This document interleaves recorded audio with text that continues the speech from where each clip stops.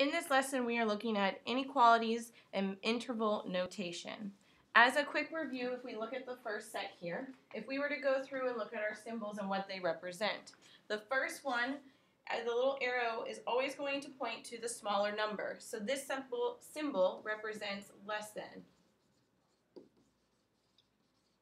This one here, the larger portion always eats the greater number, so therefore this is greater than.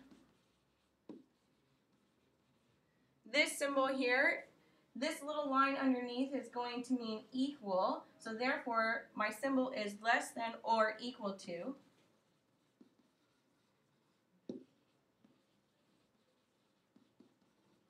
Here I'm going to have greater than or equal to. So, for the examples, write the inequalities that correspond with the following statements. So, for number 1, if I have s is greater than 4, the bigger portion, the open part, remember, eats the larger number.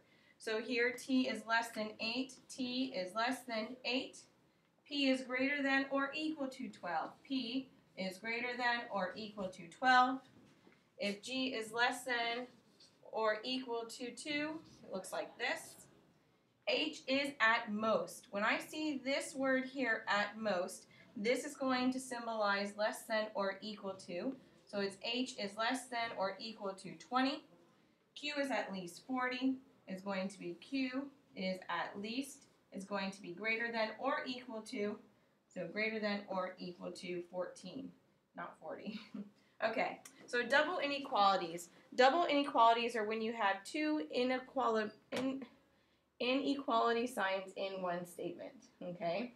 So we're going to have two inequality signs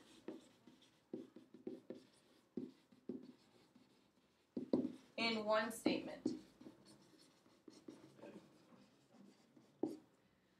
So, as an example below, x is greater than 4 and less than 20. So if I know that x is greater than 4, and less than 20, okay? Obviously, my smaller number is here, my number 4.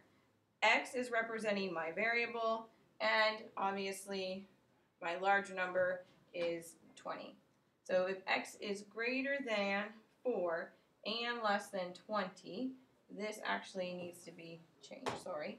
It should be 4 is less than x, less than, sorry.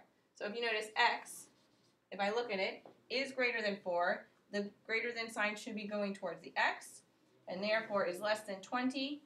Obviously, their bigger portion is going towards the 20. Okay, so just make sure your signs are facing the right direction. So if y is between 5 and 10, I can start with my y. And if I know it's between 5 and 10, here's my 5, my smaller number first, my larger number second, and it says not inclusive. Not inclusive meaning not equal to. Okay? So therefore, if that's the case, if it's between this range, I know that y is obviously greater than 5, but however it's less than 10 because it's between those two. If I look at number 3,